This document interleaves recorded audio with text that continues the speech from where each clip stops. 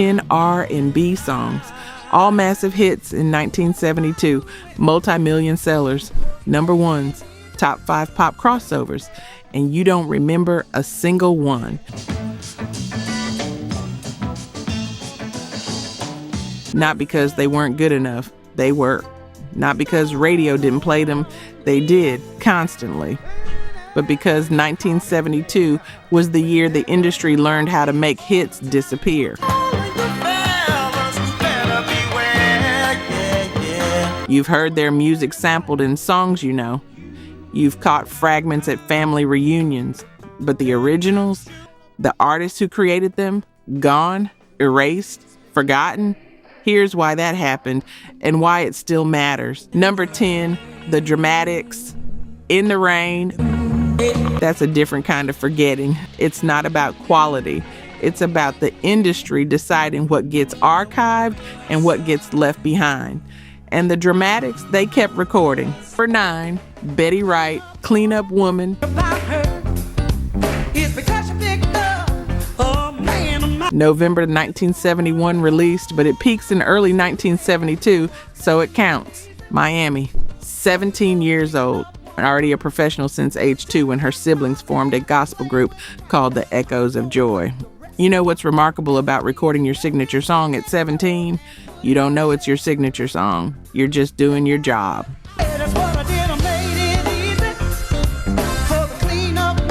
Writers Clarence Reed and Willie Clark, who also wrote as Blowfly when he wanted to get nasty, bring her this song about the woman who swoops in after relationships end, the cleanup woman, the rebound, the one who picks up the pieces other women leave behind. Just cleaning up. See, in order to be... Willie Little Beaver Hale plays that guitar lick. You know the one, that funky chicken scratch rhythm that hip-hop would sample for the next 30 years. SWV, Color Me Bad, Beyonce.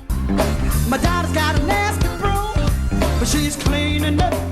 The song hits number 2 R&B, stays there for 8 weeks, blocked from number 1 by Al Green's Let's Stay Together, which tells you how big 1972 was. You told him go away, but you got a little worried when he started to play. Play with it once. It crosses to number 6 pop, sells over 2 million copies. Goes gold 9 days after Betty turns 18. Billboard ranks it the number 49 song of 1972. Here's what nobody tells you about being 17 with a multi-million seller. Oh, yeah. Just making it easy. The industry sees you as a child, a novelty, a one-hit wonder waiting to happen.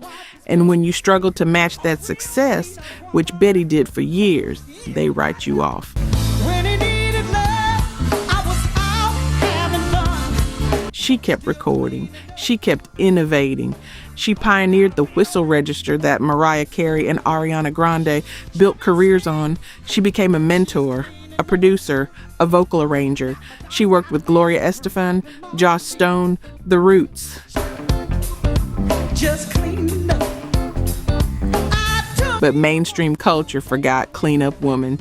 They remembered the samples. They remembered the groove. They just didn't remember who created it. In 2021, just a year after Betty died, Clean Up Woman was inducted into the Grammy Hall of Fame, posthumous recognition, which is better than nothing. But it's not the same as being remembered while you're alive.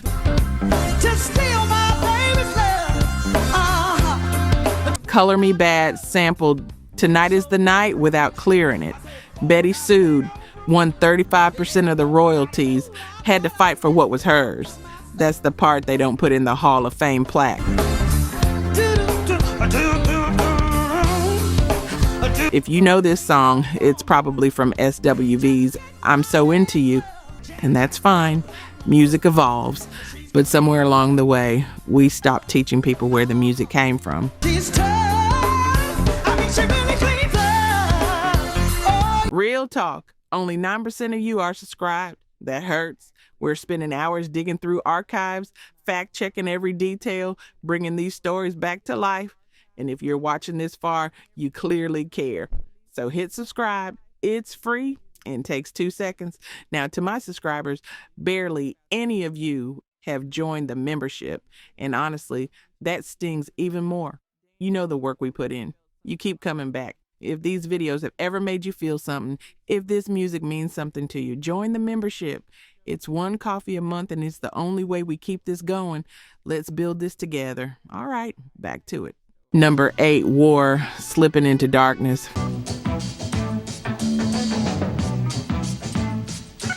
This one's complicated, released November 1971, but it spends 22 weeks on the Billboard Hot 100 in 1972. Tied with Gallery's Nice to Be With You for most weeks on that chart all year. So it's a 1972 song.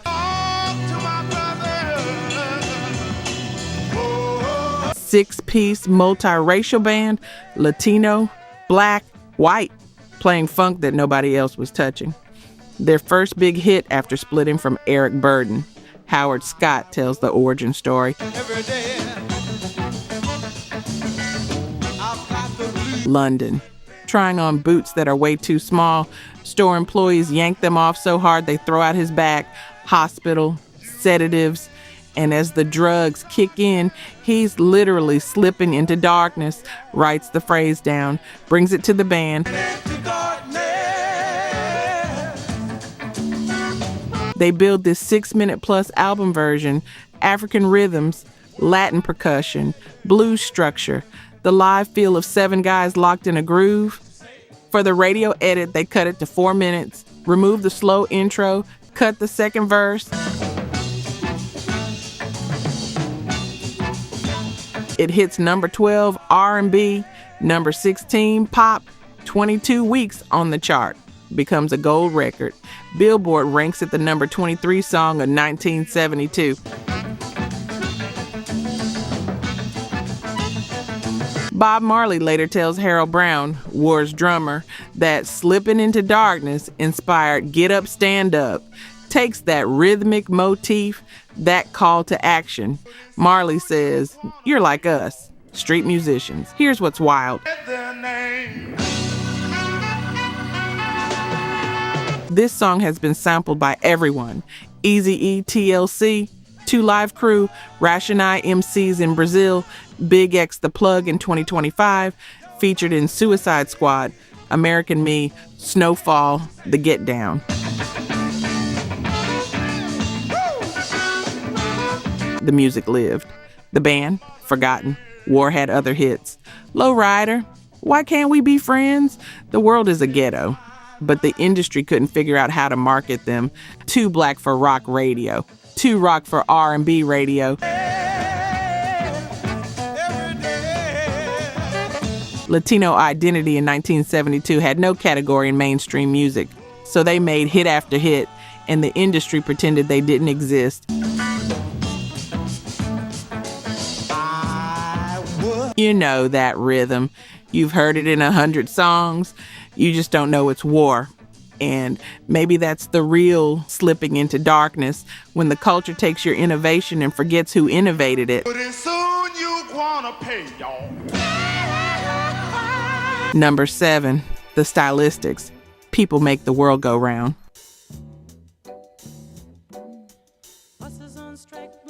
Tom Bell and Linda Creed write this one. Bell's already established as the Philly soul genius. Creed's his secret weapon.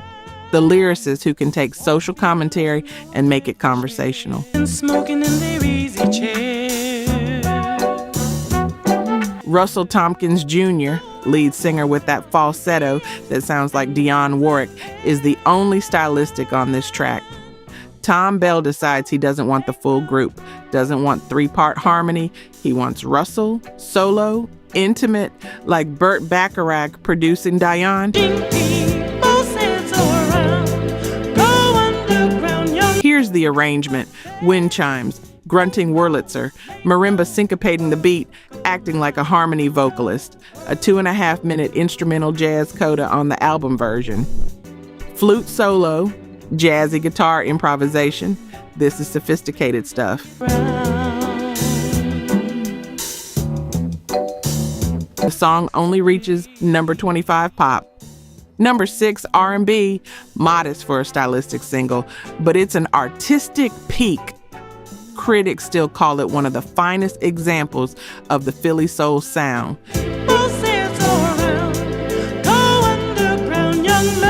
Spike Lee uses it in Crooklyn 22 years later. Mark Dorsey covers it for the soundtrack. That version charts in 1994. But the original, forgotten. Here's why that matters.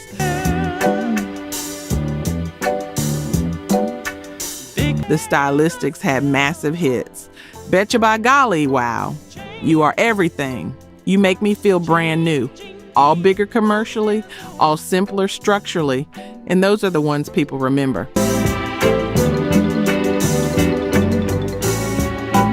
People Make the World Go Round asks for too much. It asks you to sit with complexity. Social Commentary in 1972. Trash can sitting there because it's trash day. Politicians say there's more to give, wrapped in Bacharach-style orchestration. It's not background music. It demands attention.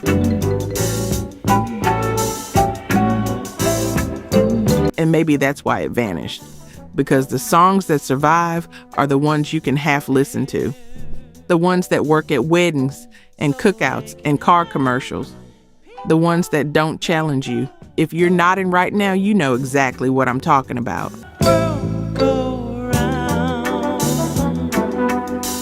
Number 6, The Spinners, I'll Be Around.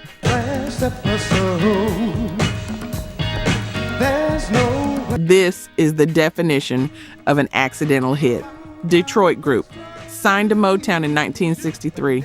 Never one of the label's priorities. Never got the push. Never got the promotion. Spent 9 years making records nobody heard. But I know you know, whenever you call me.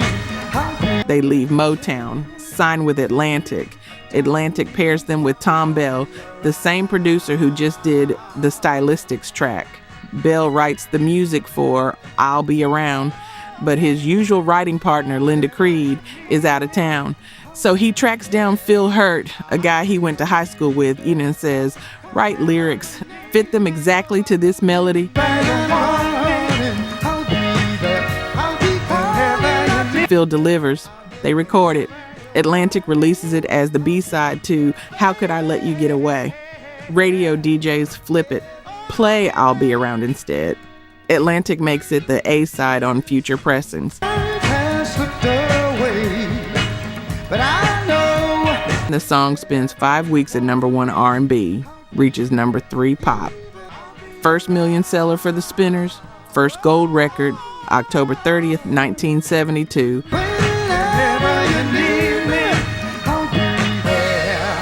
Bobby Smith sings lead. Norman Harris plays that octave guitar riff that's the song's signature. Female background singers. MFSB horns and strings. Larry Washington on conga. Recorded at Sigma Sound Studios, the Philly Soul Factory.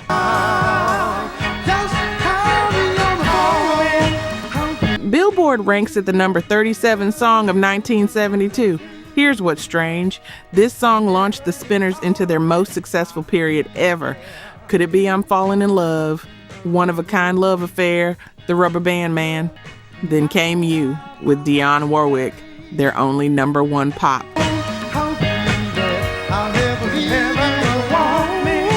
But I'll Be Around, the one that started it all, forgotten.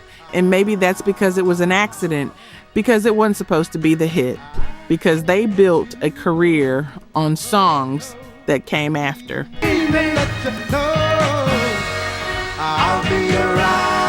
And the industry narrative became, the Spinners are the group that had all those hits in the mid-70s, not the Spinners are the group whose B-side became a phenomenon. The song is about being there for someone after they've been hurt. Whenever you call me, I'll be there. Whenever you need me, I'll be there. And there's something quietly devastating about a song about loyalty being forgotten by the culture it helped create.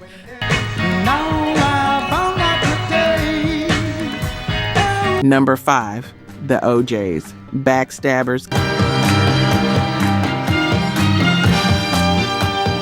Canton, Ohio, formed in 1958. named after Cleveland DJ Eddie O.J. 14 years grinding, small hits, regional success, nothing national, nothing that breaks through. What they do, they smile in your face. They signed with Philadelphia International Records, Kenny Gamble and Leon Huff's label, the epicenter of Philly soul.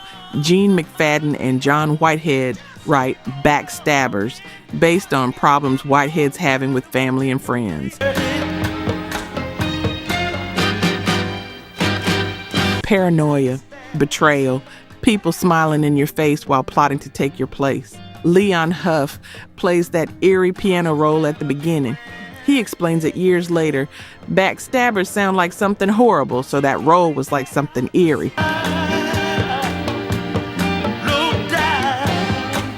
The song quotes smiling faces sometimes by The Undisputed Truth.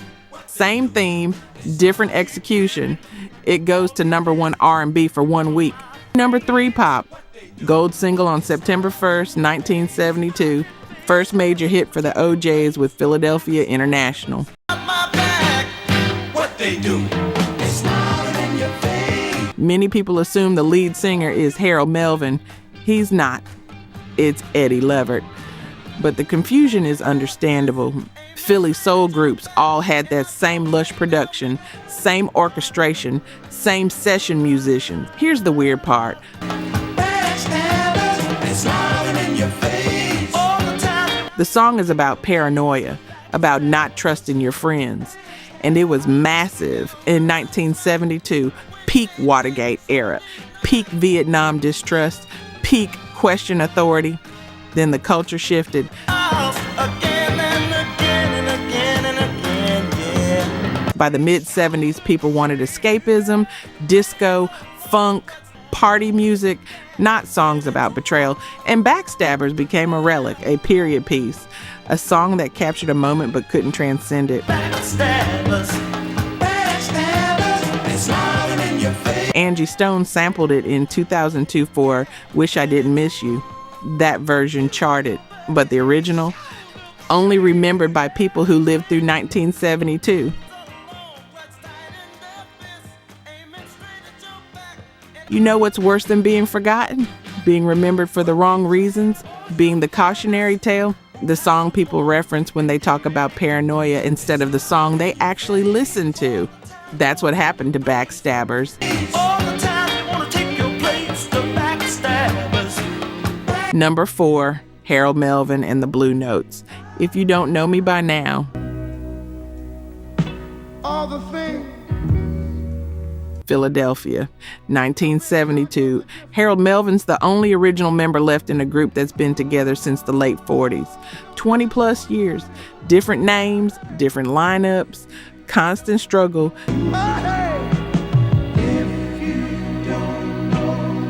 They recruit a drummer named Teddy Pendergrass for their backing band. Their lead singer leaves the same year.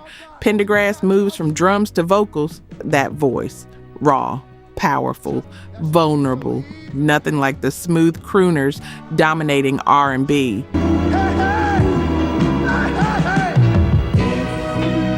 Kenny Gamble and Leon Huff write If You Don't Know Me By Now, based on their own marital problems. The plea of a man saying, after all this time together, if you still don't understand me, you never will. Released September 11, 1972. Teddy Pendergrass sings lead. #1 R&B for 2 weeks. #3 pop. 17 weeks on the Hot 100. I've got mine. Here's the complication. Most people thought Teddy Pendergrass was Harold Melvin. The billing was Harold Melvin and the Blue Notes. But the voice everyone remembered was Pendergrass. Pendergrass leaves for a solo career in 1976. Massive success. Close the door. Turn off the lights. Becomes one of the biggest R&B stars of the late 70s. As long as we've been together. Then 1982, car accident, paralysis. He keeps performing from a wheelchair, but it's never the same. Harold Melvin leads the Blue Notes through constant lineup changes until his death in 1997. They had other hits.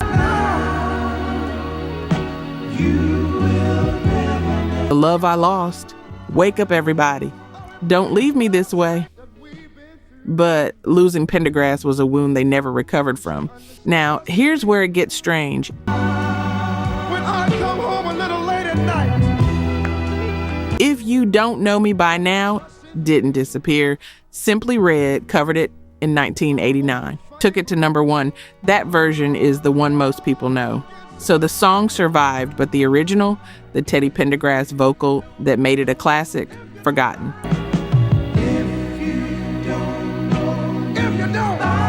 And that might be worse than complete erasure, because the song lived on without the people who created it. Their version became the footnote. Oh yeah, there was an original. Our own funny moves. If you're under 40, you know Simply Red's version. If you're over 50, you know which one came first. That generational divide is how songs disappear in plain sight. Number 3, Bill Withers, Use Me. All you want to do is use me. Still Bill album, 1972. Same album that gave us Lean on Me, the number 1 hit everybody remembers. But Use Me is the better song, and I'll stand on that.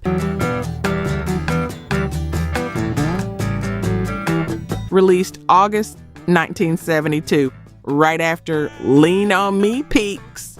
The follow-up, the song that's supposed to capitalize on all that goodwill. It goes to number 2 on both the Hot 100 and R&B charts. Withers' third million seller, gold disc on October 12th, 1972. But it doesn't go to number 1, gets blocked. And in the industry's memory, number 2 means you lost. Here's what makes Use Me brilliant. It's about accepting an emotionally abusive but sexually fulfilling relationship.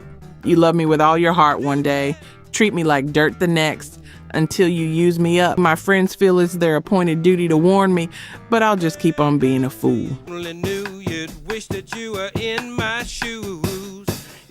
That's real. That's honest. That's the kind of emotional complexity most 1972 R&B was afraid to touch. The groove is filthy, belching bass, organ stabs, that gleefully torturous pause between you just keep on using me and until you use me up. The negative space, the silence, that's where the pain lives. But it's too real for 1972 pop radio. Lean on Me is uplifting, supportive, positive. The song that makes you feel good about humanity. Use Me makes you confront the ways you let people hurt you because the sex is good. Radio played it, people bought it, then they moved on to simpler emotions. Withers retires from music in 1985, just walks away, says he's done, spends the next 35 years living quietly, no tours, no comebacks, no desperate attempts to reclaim past glory. In 2015, Stevie Wonder and John Legend perform Lean on Me at Bill's Rock and Roll Hall of Fame induction. Withers joins them on stage midway through, first high-profile performance since the 80s. He dies in 2020. The tributes focus on Lean on Me and Ain't No Sunshine. Use Me, barely mentioned. And maybe Bill wouldn't care. He walked away on his own terms. But the song deserved better. If you've ever stayed in something you knew was bad for you because the good parts felt too good to leave, you know this song. You just forgot you knew it. Number 2, Luther Ingram, If Loving You Is Wrong, I Don't Want to Be Right. July 1972, Memphis, Stax Records. The sound of Southern soul in its final golden moment before the label collapses.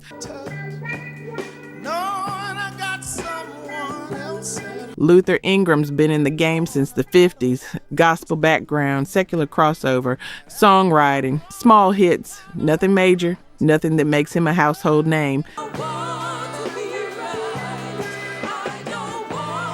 Then this song, written by Homer Banks, Raymond Jackson, and Carl Hampton, the confession of a man in love with another man's wife. No apologies, no regrets, just honesty. If loving you is wrong, I don't want to be right. It spends 4 weeks at number 1 R&B, number 3 pop. Multi-million seller. Billboard ranks it as one of the biggest songs of 1972. But it's Luther's only chart topper, his only crossover. The industry labels him a one-hit wonder and moves on. Here's the thing about breakthrough hits when you're already in your mid-30s.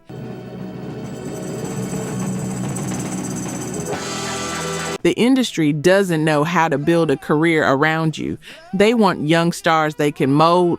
Luther's a grown man with a fully formed artistic vision, so they let him disappear. He keeps recording, keeps performing, never stops working, but he never gets another moment like this one.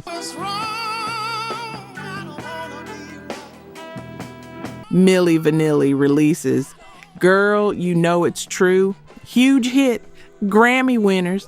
Then the lip-syncing scandal breaks. They didn't sing any of it. The Grammy gets revoked. Nobody talks about it, but parts of that song use elements from Luther's playbook. The confessional tone, the unapologetic stance, the rhythm, and Luther's not even part of that conversation. He's so forgotten by 1989 that nobody draws the line. He dies in 2007.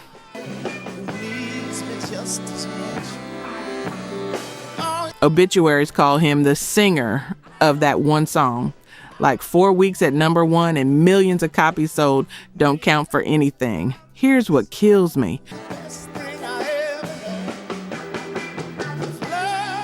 The song has been covered by everyone. Millie Jackson, Isaac Hayes, Rod Stewart, Whitney Houston recorded it. Barbara Mandrell took it to number 1 country. The song became a standard. Luther became a footnote.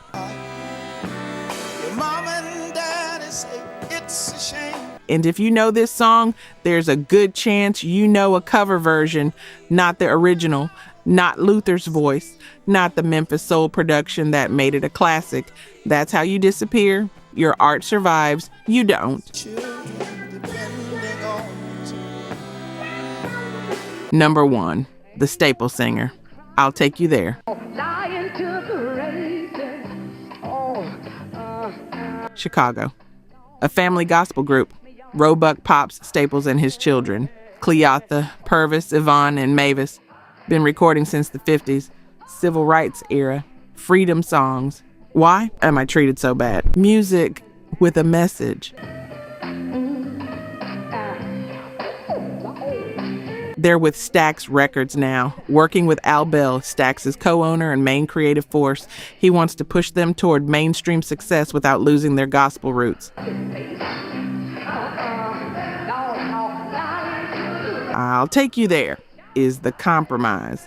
Spiritual language, secular groove. I know a place where ain't nobody crying, ain't nobody worried, ain't nobody lying. Could be heaven, could be a place on earth, could be a state of mind. The bass line. Jamaican-born session musician David Hood plays it. Reggae influence before reggae crosses over to American pop. That bounce, that swing. Mavis Staples sings lead. That voice. Deep, rich, lived in. She's 32 years old and sounds like she's carried the weight of generations. Released February 1972. Goes to number 1 pop, number 1 R&B. Stays at the top of the pop chart for 1 week. Top of R&B for 3 weeks. Gold record. Over 1 million copies sold. Billboard ranks it the number 12 song of 1972. Here's what should have happened. The staple singers should have become household names, should have been revered, should have been given their flowers while they could still smell them. But white America wanted black spiritual music as long as it stayed in its lane. And the lane for the Staples was inspirational, not pop stars, not sex symbols, not trendsetters, just safe. They had other hits. Respect yourself. If you're ready, come go with me. But the industry positioned them as nostalgia, even while they were still making hits.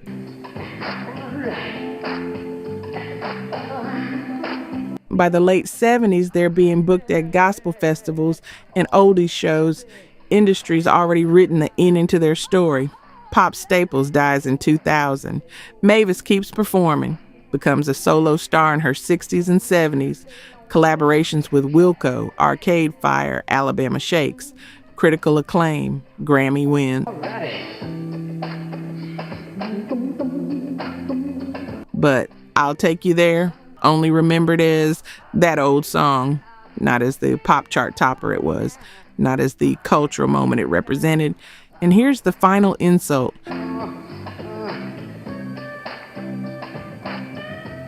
The song appears in commercials, movie soundtracks, TV shows, always positioned as nostalgia, never as the groundbreaking fusion of gospel, soul, and reggae that it actually was. You know this song. I guarantee you do. You've heard it at cookouts, family reunions, church services. But do you know who sang it? Do you know it went to number one? Do you know what it meant? That's the difference between surviving and being remembered.